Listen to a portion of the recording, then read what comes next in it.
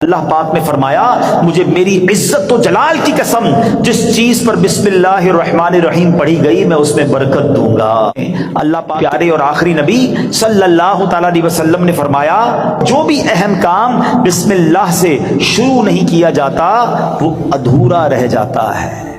غور فرمائیے یہ کیسی محرومی ہے، اگر اچھے اور اہم کام سے پہلے بسم اللہ نہ پڑھی جائے تو کام ادھورے رہ جاتے ہیں، اس میں برکت نہیں ہوتی۔ کھانا کھانا شروع کر دیا تو کھانے کی بے برکتی بھی بغیر بسم اللہ کے ہوتی ہے۔ اچھا پھر بی بی عائشہ صدیقہ فرماتی ہیں کہ جب کوئی شخص کھانا کھائے تو اللہ پاک کا نام لے، یعنی بسم اللہ پڑھے، اور اگر نہیں پڑھ سکا، شروع میں پڑھنا بھول گیا، تو پھر یوں کہے بسم اللہ اولہ و آخرہ، تو انشاءاللہ اس کی برکت سے وہ جو بے برکتی والا معاملہ ہے وہ بھی دور ہو جائے گا۔ ہے بسم اللہ کی۔ اچھا صرف کھانے پینے سے پہلے نہیں، ہر کام سے پہلے بسم اللہ پڑھیں۔ اب آپ وضو کر رہے ہیں نا، دیکھیں کتنے ثواب ملٹی پلائی ہو جاتا ہے۔ حضرت ابو ہریرہ رضی اللہ تعالیٰ عنہ راوی ہیں، اور نبی پاک صلی اللہ تعالیٰ علیہ وسلم نے فرمایا اے ابو ہریرہ جب تم وضو کرو تو بسم اللہ والحمدللہ پڑھ لیا کرو، جب تک تمہارا وضو باقی رہے گا اس وقت تک فرشتے تمہارے نامہ اعمال میں نیکیاں لکھتے رہیں گے۔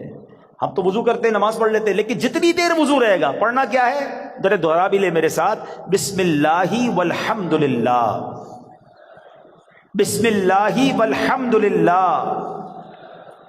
بسم اللہ والحمدللہ۔ کسی جانور پر سوار ہوتے وقت بسم اللہ اور الحمدللہ پڑھ لے تو اس جانور کے ہر قدم پر اس سوار کے حق میں ایک نیکی لکھی جاتی رہے گی۔ آپ جانور پر سواری نہیں کرتے، گاڑی میں بیٹھتے ہوئے پڑھ لیں بسم اللہ اور الحمدللہ، پھر پوری دعا بھی پڑھ لیں سبحان الذی سخر لنا، اگر وہ یاد ہے، نہیں تو کم از کم بسم اللہ اور الحمدللہ ضرور پڑھ لے۔ اسی طرح جو کشتی میں سوار ہوتے وقت بسم اللہ اور الحمدللہ پڑھ لے، جب تک وہ اس میں سوار رہے گا اس کے لیے نیکیاں لکھی جاتی رہیں گی۔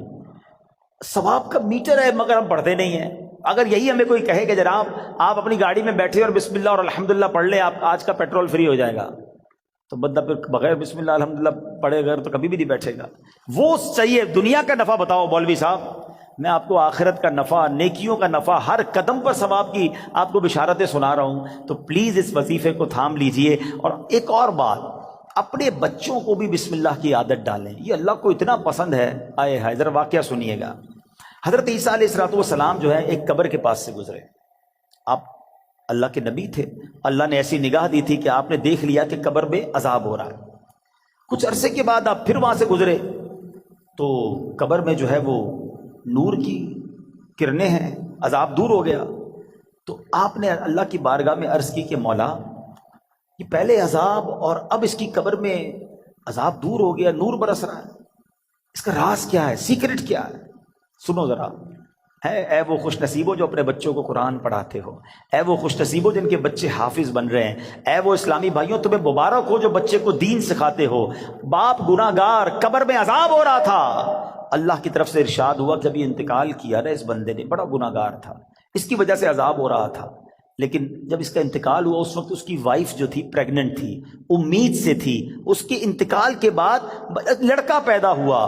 کچھ عرصے کے بعد یہ لڑکا اتنا بڑا ہو گیا کہ اس کی ماں نے اسے مدرسے بھیجا، مکتب بھیجا، استاد نے بچے کو بسم اللہ پڑھائی۔